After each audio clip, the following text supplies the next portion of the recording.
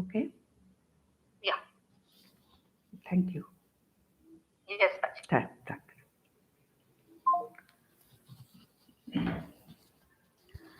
ॐ दक्षिणस्य समारम्भा शङ्कराचार्यमध्यमा अस्मदाचार्यपर्यन्ता स्मर्या गुरुपरम्परा श्रुतिस्मृतिपुराणानाम् आलयं करुणालयं नमामि भगवत्पादं शङ्करं लोकशङ्करं शङ्करं शङ्कराचार्यं केशवं बादरायणं सूत्रभाष्यकृतौ वन्दे भगवन्तौ पुनः पुनः ईश्वरो गुरुरात्मेति मूर्तिभेदविभागिने व्योमवद्व्याप्तदेहाय दक्षिणामूर्तये नमः परिज्ञानाश्रम श्रीगुरुशङ्कर परिज्ञानाश्रम शङ्कर सद्गुरु केशववामन कृष्णपाण्डुरङ्ग आनन्द परिज्ञानगुरु सद्यो जात शङ्कर सद्गुरु गुरुर्ब्रह्मा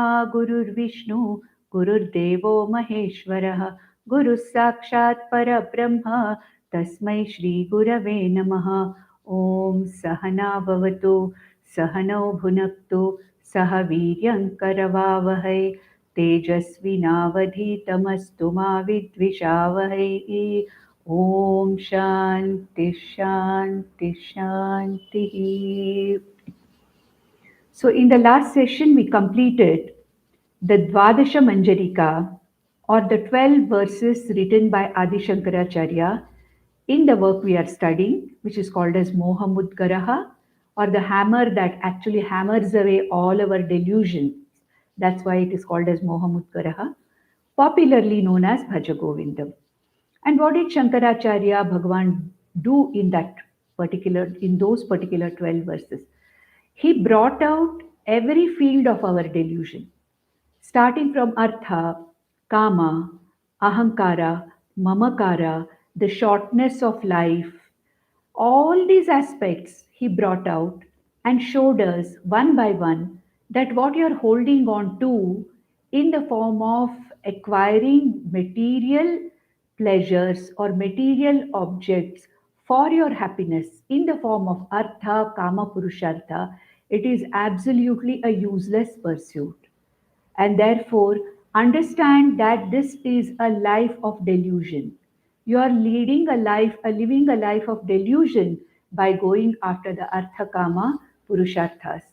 And if you really want to save yourself from coming again and again into this samsara, and if you really feel that these artha, kama, purusharthas are a bondage, then you have another option. And that option is nothing but choosing moksha as the Purushartha. Moksha Purushartha is what Adi Shankaracharya in Bhajagovindam is stressing. And for that, in very brief 2 verses, Bhagwan Shankaracharya described the entire journey, the spiritual journey of a mumukshu. Starting from going to a guru, satsangatve nisangatvam, that particular verse, he said, approach a guru, and by approaching the guru and asking for this knowledge, the guru will guide you to develop the yogyata, the practices necessary, the sadhanas necessary for getting the jnana yogyata prapti. And then once you are ready for this knowledge, the guru will give you the scriptural knowledge, which is called as the Atmajnana. And ultimately, only that is going to free you from this particular samsara, which is brought upon by yourself. You yourself are bringing about this particular samsara by going after anitya, ephemeral, temporary sadhanas. In the sense, sadhana sadhya, if we take, that means and ends, if we take, you are going after means which are absolutely not going to give you any kind of a permanent peace, security, and happiness. They are only going to take you from life to life, from situation to situation, and nothing more than that. And ultimately, there is an escape, there is a freedom, a release from this samsara, and it is only by jnanam.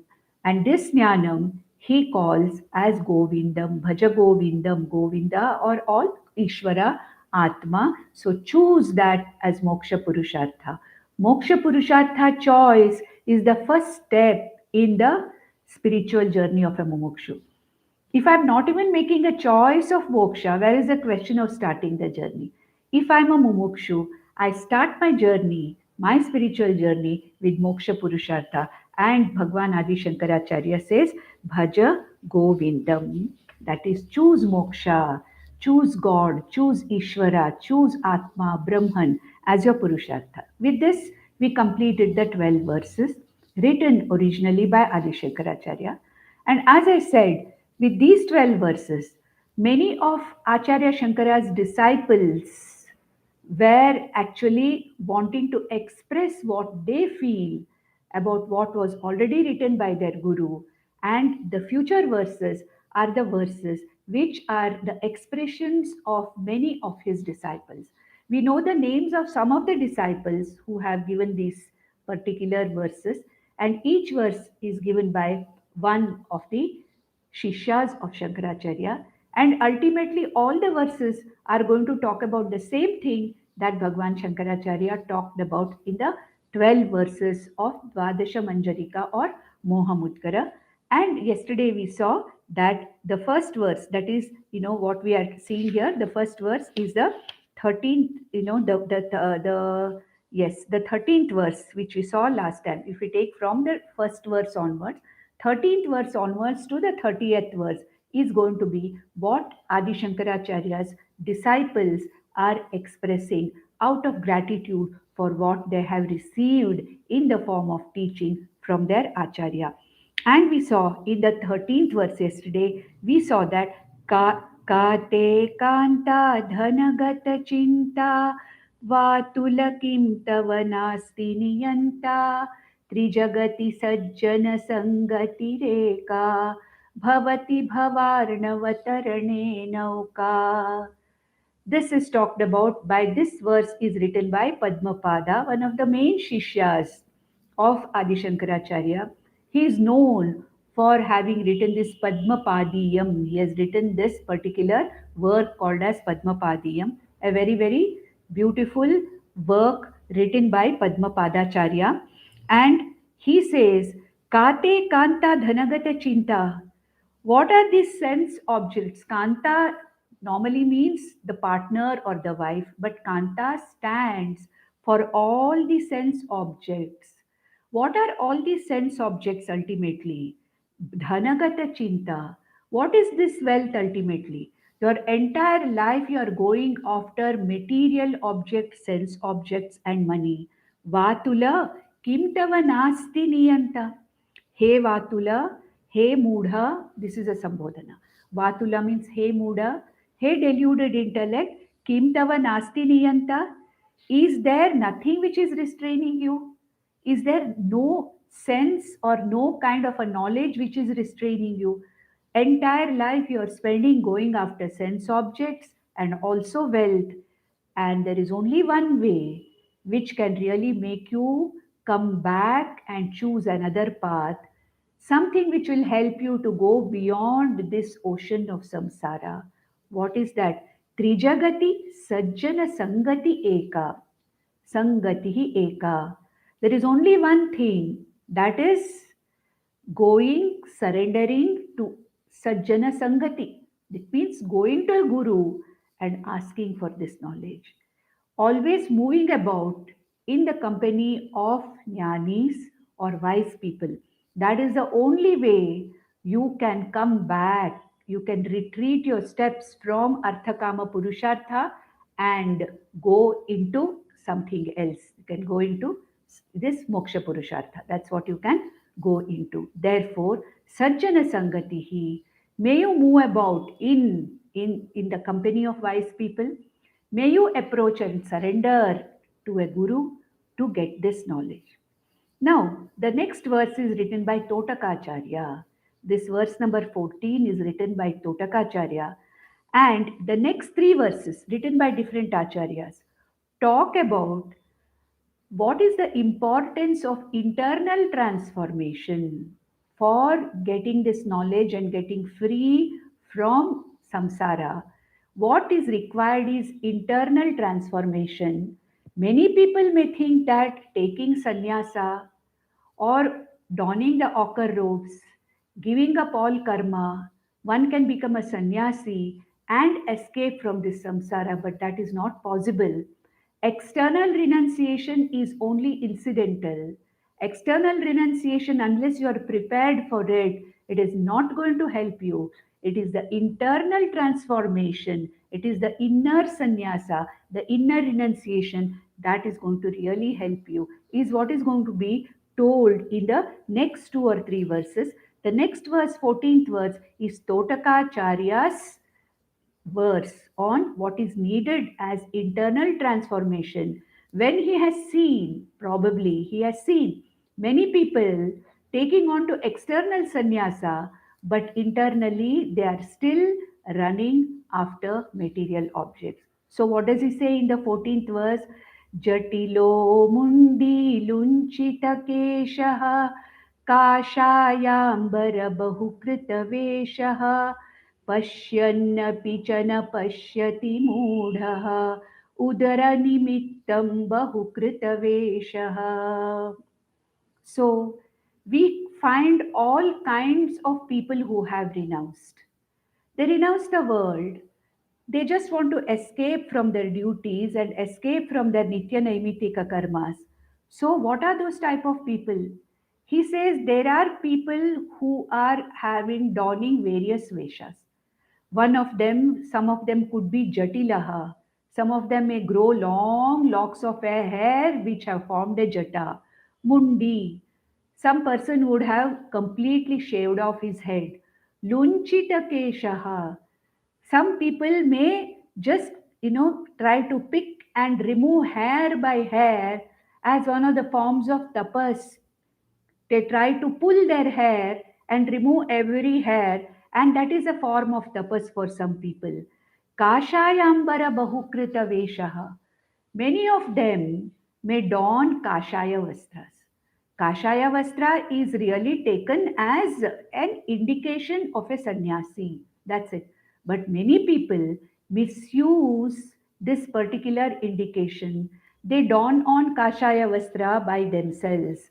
They try to think that by donning the kashaya vastra that they are going to get some advantage or the other, and people are going to look at them and probably give them dakshina, and it has become a form of a begging person. It has taken the form of these people begging for alms in the name of sannyasa. So what does he say here? Jatilo mundi lunchita keshaha kashayambara bahukrita veshaha. The vesha may change, the hairstyle may change. One may grow hair, one may shave the head, one may pull out hair by hair as tapas, one may don the kashaya vastras, bahukrita veshaha, pashyannapi chana pashyati moodhaha. Such a person does not see what is supposed to be seen. There is no difference in whatever life he was leading earlier and whatever life he is leading now. There is no difference. There is only an external transformation. There is no inner or internal transformation. Pashyannapi cha na pashyati mudaha udaranimittam bahukrita veshaha. Many times it is for the sake of survival. A person does not want to do what he is supposed to do, but then he wants to escape from karma. He wants to escape from his situation, and most of the time, udara nimittam bahukrita veshaha. It is meant for the sake of survival. A person may take these kind of veshas, but ultimately the external vesha and the external transformation is not important. It is understanding the futility of arthakama purusharthas, and whatever you are externally, it doesn't matter. It is the internal change that is necessary. This is what Totakacharya says. Next, Hastamalaka is the next Shishya who's coming out with the 15th verse. Hastamalaka. Hastamalakiyam, he has written Hastamalaka. It seems this Atma Jnanam was so clear to him, to Hastamalaka. It was something like looking at a gooseberry which is there on his, his palm. Supposing you keep a gooseberry on your palm, how clearly it is seen. That clearly it seems Hastamalaka could understand about what his Swarupam he is. His Atma Swarupam he could understand, like as though he is looking at a gooseberry in his palm. That's why he's called Hastamalaka. And what does he say? Here again, he talks about an internal transformation. What he says is a person may age. Aging does not mean that he is transformed. Aging does not mean he has got out of the desires of Arthakama. It only means that his body, mind, sense complex may not be capable of fulfilling those desires. But even at an advanced stage, a person may be in his mind fantasizing about various kamas and artha kamas he may be thinking. Therefore, even age does not transform a person. The transformation is internal. So, what does he say here, Hastamalaka? He says, अङ्गं गलितं पलितं मुण्डं दशनविहीनं जातं तुण्डं वृद्धो याति गृहीत्वा दण्डं तदपि न मुञ्चति आशापिण्डम्.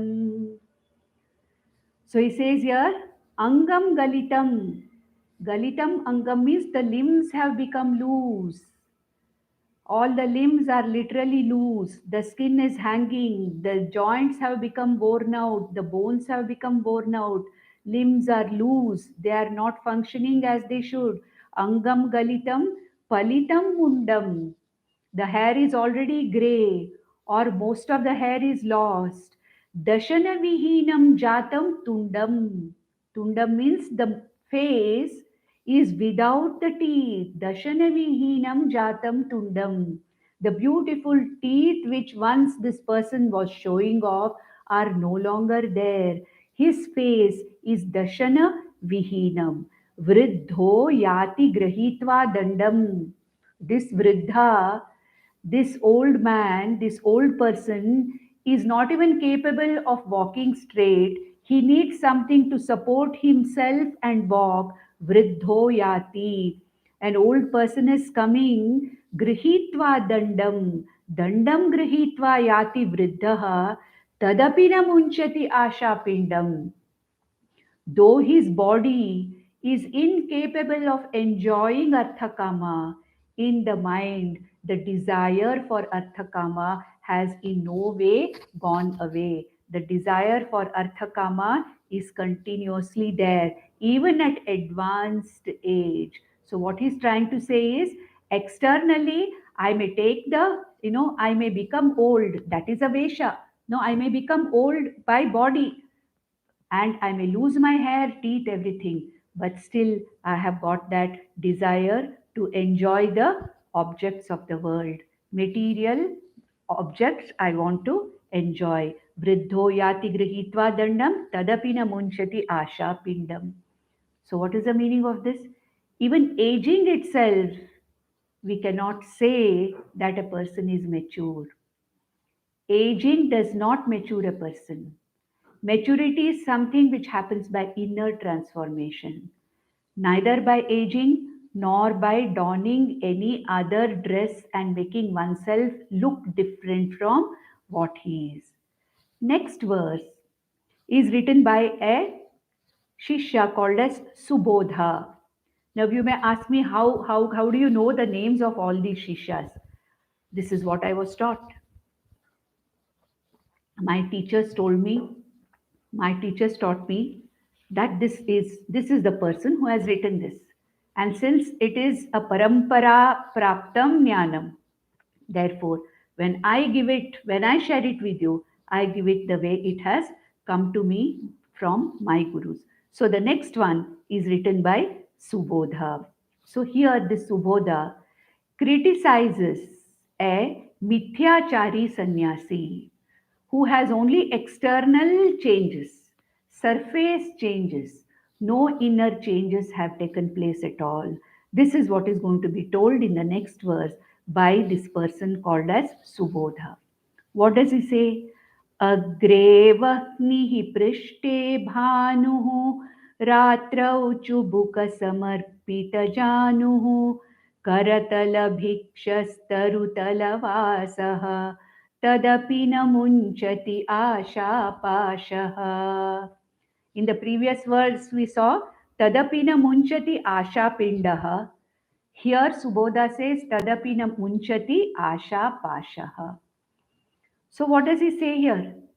There are some sannyasis probably who have donned the ochre, come out of the home, and those who are, going around in the forest here and there, wandering sannyasis. In the cold season, when it is very cold, what do? Agre vahnihi. They light fire in front of them. Early morning cold, they light fire in front of them. Prishte bhanuhu. Behind their backs, the sun is rising, which is warming them up. So they are sitting outside in the open. They are calling themselves sannyasis. They have a fire in front of them to warm them from the front. They have bhanu or sunlight, which is coming out, sun which is rising and which is warming their backs. Prishte bhanuhu ratrau. In the night, when it is cold, what do? Ratrau chubuka samarpita januhu. They're keeping their legs folded and their chin is touching their knees to protect yourself from cold. We do that, isn't it? When we find that it is very cold, what do? We sit down and we bend our legs and we try to bring them close to our chest and to our body and probably rest our chins on the knees. So in the night, what do? These people, sannyasis, ratrav chubuka samarpita januhu. Chubuka means what? This chin is resting on the knees of the folded legs to protect oneself from cold. And who are these people? Karatala bhikshaha tarutala vasaha. They are wandering. They are dependent upon somebody to give them bhiksha for their food, for their survival. They are dependent on bhiksha from grahastas. They are wandering into different villages here and there. They are dependent on the bhiksha, on the alms given by people who are the grahastas. Is given by the for people of different people who are at home. They give them to the sannyasis when they go asking for bhiksha. They give them bhiksha. Karatala bhiksha. Where do they take the bhiksha? Some of them may not even have a vessel. They may take the bhiksha in their hands. Tarutala vasaha. Tarutala vasaha. They are just living under a tree in the forest. They may be living under a tree. That may be there. Tadapina munchati asha pashaha. Even then, even such externally transformed people who have taken up to a lifestyle of wandering monks, even such people may have unfulfilled desires manifesting off and on. Tadapina munchati asha pashaha. The pasha or the bondage of asha or desire for things. It is so much there, from many, many years that it is a gradual process. Just because you change your appearance, internally you are not going to get transformed. That's what all these acharyas, shishas want to say, that this transformation that we have, that we are looking for, is an internal transformation and it takes time. It is not going to happen in, you know, in a jiffy. It is not going to happen suddenly. Just because I walk away from home, just because I wear a different dress, I wear different clothes, it does not mean that the transformation of losing interest in Artha Kama Purusharthas has taken place. It has to go gradually. All the vasanas for Artha Kama, all the vasanas for objects of the world, all the vasanas for enjoyment of the objects of the world, material sukha, Laukika Sukha. It is not something that is going to go by mere giving up of the home, giving up of the duties, or wearing or changing, transforming your external appearance. And it is going to take some time, that is going to take some time.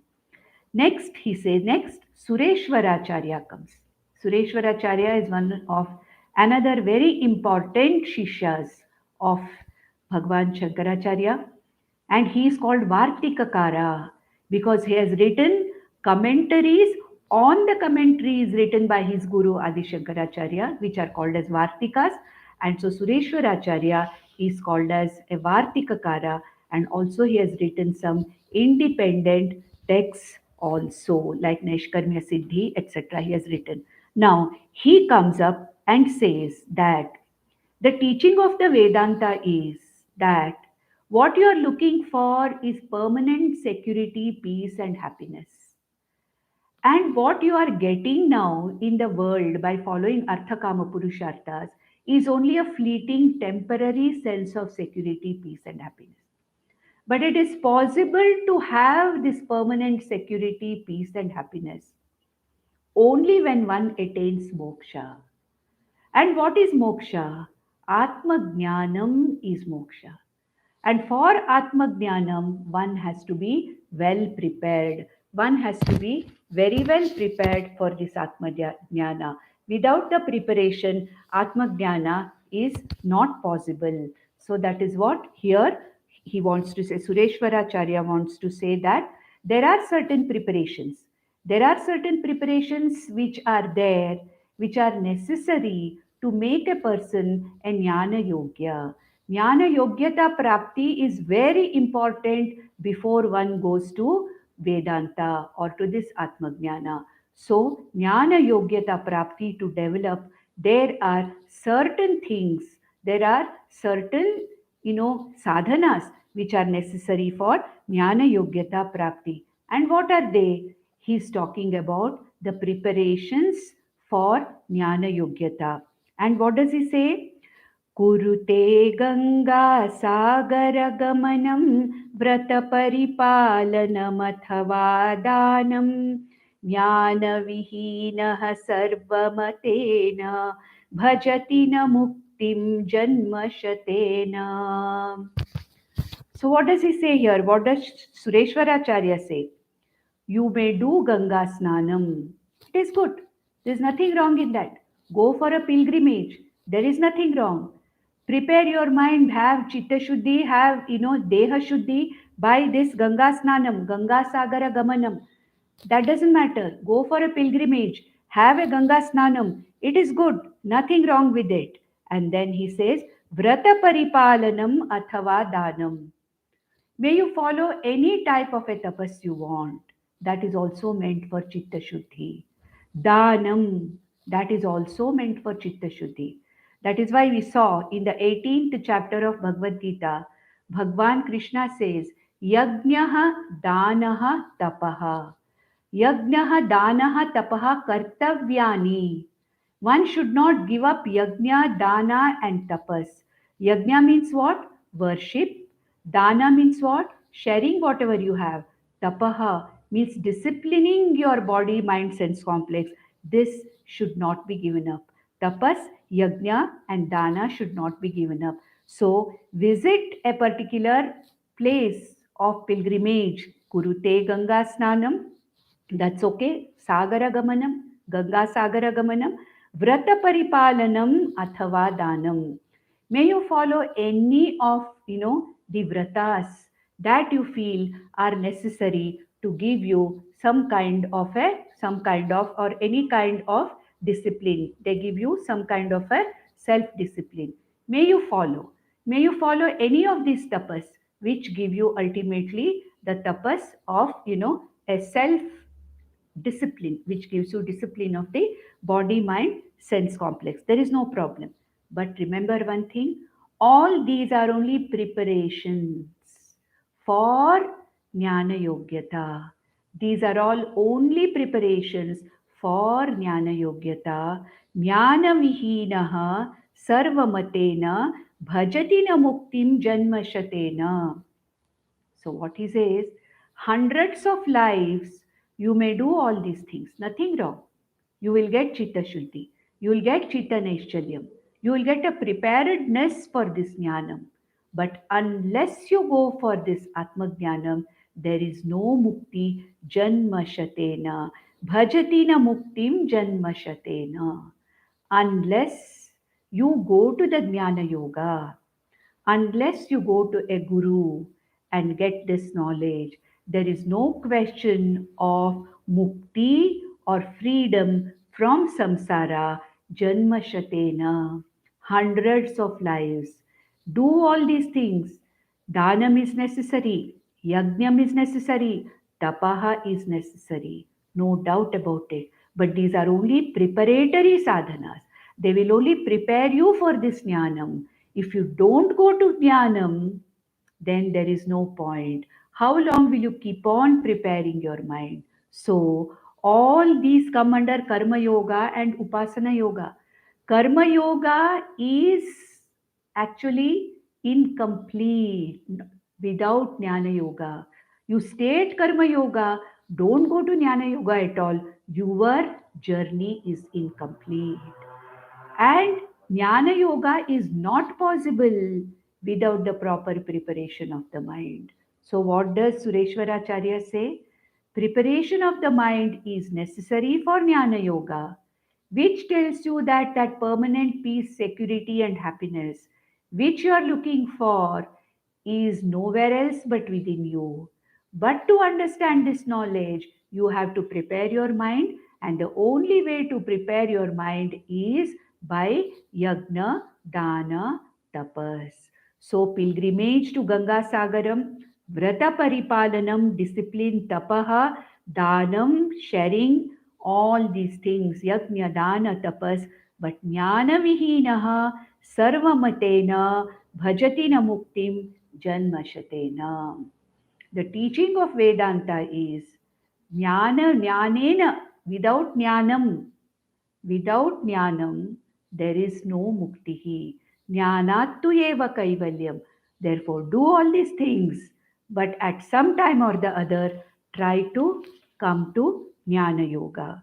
Then we have the next verse. You know, we saw the 17th verse now. Now we'll go to the 18th verse.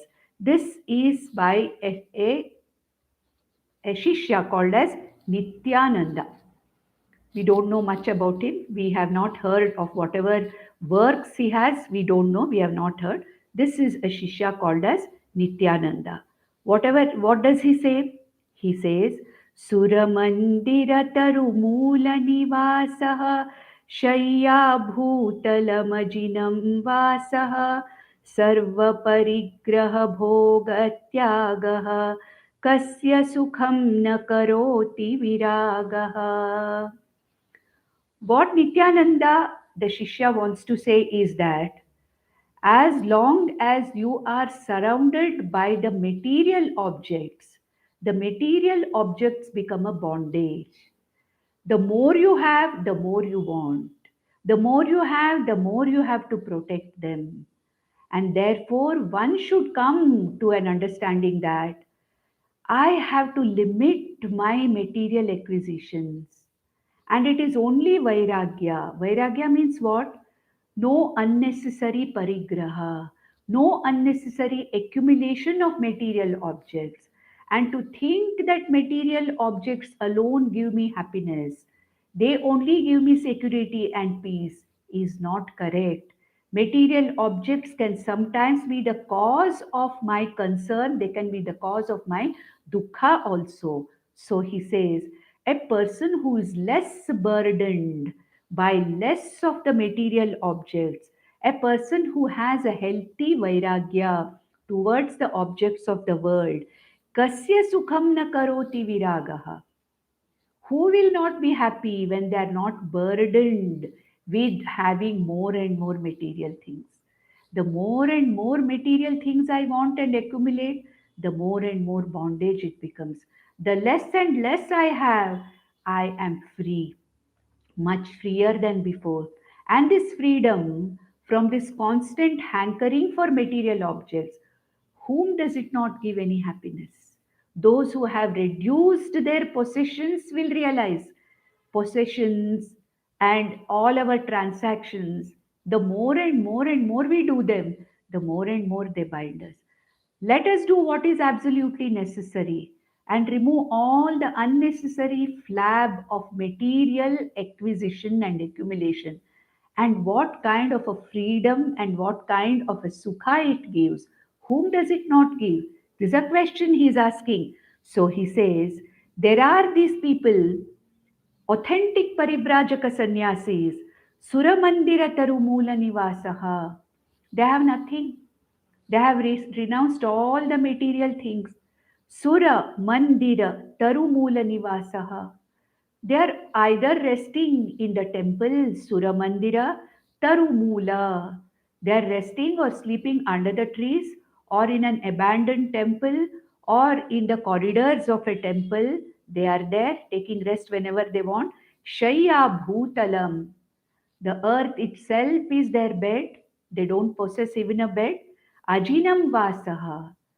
They are wearing probably the ajinam means the skins of dead animals to cover themselves. Ajinam vasaha sarva parigraha bhogatyagaha. All the accumulation and all the bhoga they would have given up. Such people, still you find many such people who are happy. It doesn't mean that we have to give up everything. If we don't have the preparation of the mind, as told in the last three verses, if we are not prepared, simply giving up everything just because Bhajagovindam says that, that's not going to help. I have to see clearly the futility of excessive owning. Let us have what is needed. Bhagwan has given us the objects of the world for our use. Let us have whatever we need, however much we want. But let us try to limit it so that we are not burdened by our own possessions. We are not burdened by our own material objects which we have taken trouble to actually accumulate. Therefore, he says, Kasya sukham na karoti viragaha. We have seen these kind of paribrajaka sannyasis who have left everything, given up everything, and who are living a mere existence in this open. Such people are also happy, therefore, reducing the burden of material objects. Vairagaha, viragaha, kasya sukham na karoti. Who will not have the lightness that Vairagya can give you? Next one, he says the next person is Anandagiri, is another Shishya of Shankaracharya, Anandagiri. What does he say now? He says, there are two lifestyles, as Krishna told in the Bhagavad Gita. There is a lifestyle of pravritti or karma. There is a lifestyle of nivritti, what we saw in Kathopanishad, preyas and shreyas. There are two lifestyles. I can choose the lifestyle of pravritti or I can choose the lifestyle of nivritti. It doesn't matter whatever it is. I may not be a bhogi, I may be a yogi. I may be a jnani, or I may be a bhogi. It doesn't matter. Ultimately, what is needed here to find this internal security, peace, and happiness? What is needed? A person who is established in his own Atma Swarupa, in Atma, in Brahman, whether he lives the life of a Grahastha, Pravritti Marga, whether he lives the life of a sannyasi in the Nivritti Marga, it does not make any difference. Ultimately, these two are two lifestyles. Pravritti and Nivritti are only two lifestyles. Both of them are looking to ultimately abide in one's Atma Swarupa. That's what Krishna said actually in the third verse, the third chapter. Lokesmin vividha nishta pura prokta mayanaga. There are two alternate things, lifestyles. There is only difference in the lifestyle. There is no difference in the ultimate goal of both the lifestyles. That is what Anandagiri says here. Yogarato va bhogarato va sangarato va sangavihinaha yasya brahmani ramate chittam Nandati Nandati Nandatyeva. A jnani may be abiding in his Atma Swarupa and he may be a yogi, Yogarathova, completely detached in a Nivritti Marga. A mumukshu may be in a Nivritti Marga. Even ultimately, a jnani may ultimately be in the Nivritti Marga. Bhogaratova. A jnani may continue to be a grahastha and carry on his duties of grahastha. A mumukshu may try to attain this Atmajnanam being in the ashrama where he is, or he may choose to take sannyasa to the exclusive pursual of this jnanam. It does not matter. Yogaratova, bhogaratova, sangaratova, sangavihinaha. You may choose to be with your family or you may wish to leave everything and go away and be by yourself. Sangaratova. I want to keep in touch, have sangha, be with the family, with people. Or somebody may decide, I don't want to be with anybody, I want to be alone by myself. A Paramahamsa Paribrajaka Sangha Vihina. It doesn't matter. They are only different lifestyles. Yasya Brahmani Ramate Chittam. A person who is committed to Brahman as a mumukshu, or a person who is abiding in his Atma Swarupa as a Sthita Prajna, it does not matter what kind of a lifestyle they are leading, whether it's a pravritti life or nivritti lifestyle, it does not matter. What matters is Brahmani Ramate Chittam. I'm committed to knowing this Brahman, committed to Brahman as a Jignasu, Mumukshu, or I'm reveling in my own Atma Swarupa as a Jnani itself. And then what is the situation here? He does not depend on any outside objects for his happiness. Nandati, Nandati, Nandatyeva. He is Atmanyeva Atmana Tushtaha. Atmaratihi. Prajahati yada kaman sarvan parthamanogatan Atmanyeva Atmana Tushtaha Sthita Prajnastaduchyate. He is the person who is a Sthita Prajna, who is abiding in his Atma Swarupa, irrespective of the lifestyle that he is leading, or a Mumukshu who's committed to this, knowing this Brahman. It does not matter whether he lives the life of Pravritti or Nivritti, but his goal is ultimately Brahman, to know this Atma or Brahman. Next, in the next one, some basic spiritual sadhanas which are necessary for Jnana Yogyata Prapti have been described as an extension of what Sureshwaracharya said in the previous verse. We saw that Sureshwaracharya said in the 17th verse, Kurute Ganga Sagara Gamanam, something similar to that. This is a Shishya known as Dhrida Bhaktaha. This Dhrida Bhaktaha Shishya of Adi Shankaracharya, he says, what are the sadhanas that a person can do to prepare his mind, to prepare himself or herself for this quest of Brahman or this knowing of Brahman, basic spiritual sadhanas. What are they? He talks about three types of sadhanas. He says, Bhagavad Gita Kinchidadhita Ganga Jalalava Karnika Pita Sakridapiyena Murari Samarcha क्रियते तस्य Yemen न चर्चा. Bhagavad Gita Kinchit Adhita. So, what is the meaning of this? One of the basic spiritual sadhanas most important for a mumukshu is what? Scriptural study. What we are doing now. What we are doing for the last 3 years. Where we have studied Bhagavad Gita, we have studied Vivek Chudamani, we have studied Katopanishad, and now we are revising all that we have studied in the form of Advaita Stotras of Adi Shankaracharya. So, scriptural study is one of the most important sadhanas. With the help of a guru, scriptural studies with the help of a guru in satsanga, it is one of the basic sadhanas.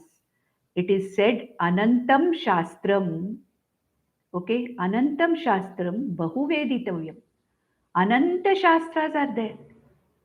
So many Upanishads. Veda Purva is voluminous. Vedanta is voluminous. So much of Shastra is there, but then Bahuveditavyam. There is lot to be known, lot to be studied, but there is no Kala is not there. We don't have enough time. So our scriptures say, our acharyas say, study of Bhagavad Gita is enough. Study of Bhagavad Gita represents the teachings of the entire scriptures. And therefore, Ananta, Shastram, Bahuveditavyam, which am I going to study? What am I going to leave? Where do I start? So much is there to study. Don't worry. Bhagavad Gita, Kinchidaditha. At least Bhagavad Gita to the extent that I need for my understanding. At least that much swadhyaya you do. Scriptural study or what is called as swadhyaya. So scriptural studies in the form of Bhagavad Gita, Kinchidadita, whatever is necessary for me. Ganga Jala Lava Kanika Pita, pilgrimages to sacred places, which is tapas. We have already seen the tapas in the previous verses. Swadhyaya and tapaha. Pilgrimage, going to pilgrimages, not easy. We have to give up so many comforts. We have to take in so much of difficulties, face so many difficulties. So, going to pilgrimages is considered to be tapas. So, scriptural study and tapas. Sakridapiyena murari samarcha, worshipping God, worshipping Ishvara, Sakridapi, at least once in a day, some small worship to the Lord, chanting something, offering my prayer, doing some kind of a small kind of a worship to the Lord. Sakridapiyena Murari Samarcha. Murari means Lord Vishnu or Ishvara, God, whichever you take, whichever form you worship. Need not be Vishnu, it could be Shiva, it could be Devi, it could be anything, any form of Ishvara, Saguna Ishvara worship. Some Varari Samarcha. Archa means archana or worship. It could be worship of Saguna Ishvara. Kriyate tasya yamena na charcha. So, a person who spends his life in spite of all his other activities, a person who spends his life at least in little bit of scriptural study, Bhagavad Gita, Kinchidadita, and does some kind of a tapas in the form of visiting sacred places, pilgrimage, and at least once in a day, Sakrit, at least once in a day, thinks of coming close to Ishvara by offering some kind of a worship in his own way, in whatever way, by a prayer, by chanting a prayer, by probably lighting a lamp, by keeping a flower on this one, whatever it is. Think of Lord and worship the Lord. Sakritina Murari Samarcha, Kriyate Tasya Yamena Na Charcha. These sadhanas are ultimately going to take you to Jnana Yogyata Prapti. And when you get this Jnanam, you are going to attain or you are going to abide in your own immortal Atma Swarupam. And there, Yama does not have any role. That means what? You abide in your immortal Atma Swarupa. You don't come and go again and again. There is no question of coming again and again. That is what Dhrida Bhaktaha says. Now, the same thing is carried on by the next disciple called as Nityanatha. In the next verse, the 21st verse, Nityanatha says, what is the common problem faced by all the jivas? Every jiva faces the common problem, but a human being understands that problem. Even an animal goes through that problem, but an animal does not understand that problem. What is this problem?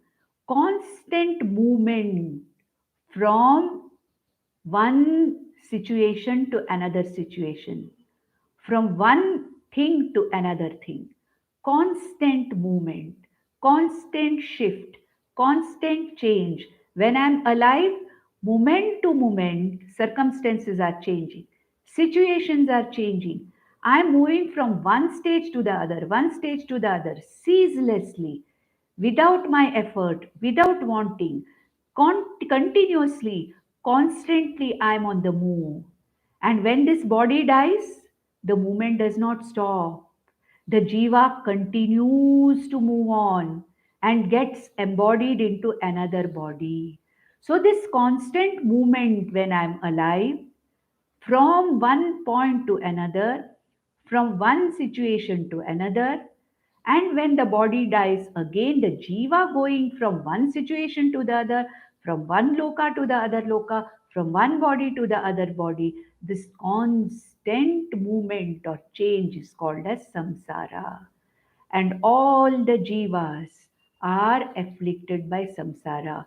This is the common problem of all the jivas. Therefore, he says, Punarapi jananam, punarapi maranam, punarapi janani jathare shayanam, iha samsare bahudusthare, kripaya pare pahi murare. I surrender to the Lord, to Ishvara. Kripaya pare pahi murare. Hey Murari, hey Ishvara, in my own whichever form I worship, please protect me and help me to cross over this ocean of samsara. This constant movement, constant change. When I'm alive in this body, I'm moving ceaselessly. When I'm not in this body, also, I'm moving ceaselessly from one body to the other. Punarapi jananam, punarapi maranam, being born again and again, dying again and again, coming in various bodies, punarapi janani jathare shayanam, looking for a womb of a mother to manifest myself in another body, always rushing.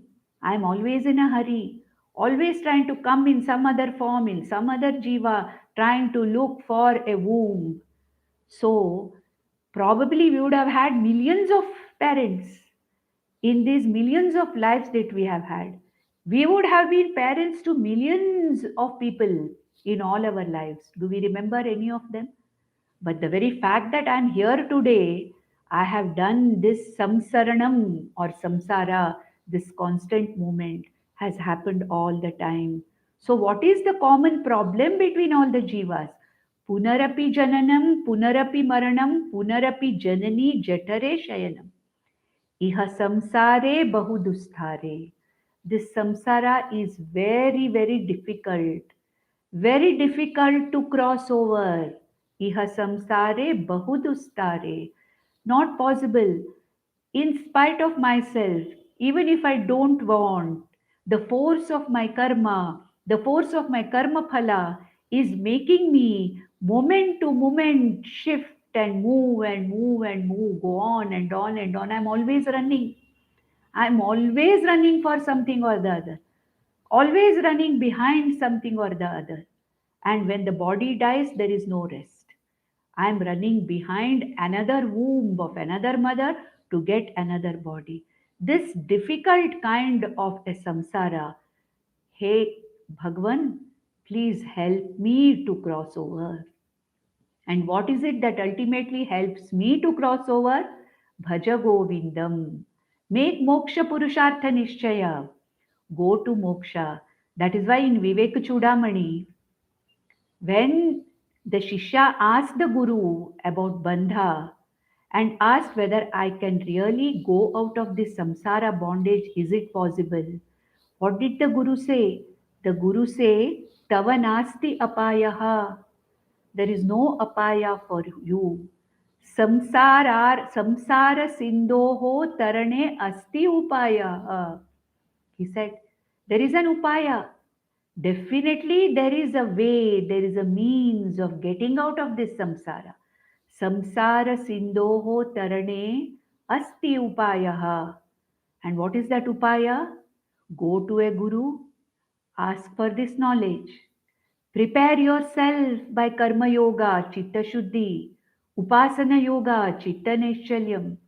Make yourself a Jnana Yogya. Go to a Guru. Ask for this knowledge.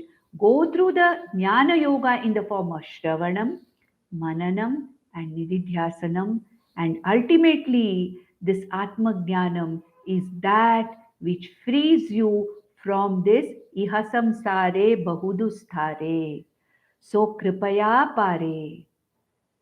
Hey Bhagwan, take me across this sagara or this ocean of samsara. And what does Ishvara say? What does the Guru say? Yes, I will take you across, but there is a means of going across this. You can't just have it for asking. You have to make moksha purushartha nishchaya first. Prepare yourself for this knowledge, and then I can give you this knowledge which can free you once and for all from all your samsara. That is the only means. Therefore, if I am actually fed up of this samsara, how much to come and go, how many times to come and go. Every day is a different day. I'm moving from this situation to that situation over which I have no control. Samsara is something where I am moving into a situation which is unpredictable, over which I have no control. And most of the times it is a choiceless situation. Choiceless situation, uncontrollable, unpredictable situation. And I'm tired. Hey Lord, help me to cross this once and for all. And what does Bhagwan say? What does Adi Shankaracharya say? Bhajagovindam. May you first choose your Purushartha. Do you want to be in Arthakama Purushartha? Do you want to continue in material pursuits and keep coming back again and again and again and move from situation to situation while alive? Move from body to body once this body is dead? Or you want a permanent freedom from this samsara? What do you want? Vyavasayatmika buddhim kuru. Hey Arjuna, said Krishna, have this, make this Vyavasayatmika buddhi. Means what? Decide what is your Purushartha. Do you want prayers and continue in life? Or do you want Shreyas and get out of this samsara forever? If you are really fed up of this samsara, Kripaya Pare Pahi Murare. So, what should I do? Surrender to Bhagwan. Surrender to Bhagwan means what? Surrender to Bhagwan's teaching. That's what Arjuna did. He surrendered to Lord Krishna. And what did Krishna do? He did not give him any kind of a magical power. He gave him this teaching. Kripaya Pare Pahi Murare means surrender to Bhagwan's teaching and once and for all get out of this samsara. So, with this, we'll stop here, and we have another nine verses which will complete in the next session, which are also going to be what are written by or expressed by Bhagwan Shankaracharya's various disciples, some of them known by names, some of them unknown, which will complete the Bhajagovindam text in the next session. Om Nandantu Sadhaka Sarve Vinashyantu Vidushakaha Avastha Shambhavi Mestu Prasannostu Guru Sada Sarve Bhavantu Sukhinaha Sarve Santu Niramayaha Sarve Bhadrani Pashyantu Ma Kaschid Dukkham Apnuyat Om Shanti Shanti Shanti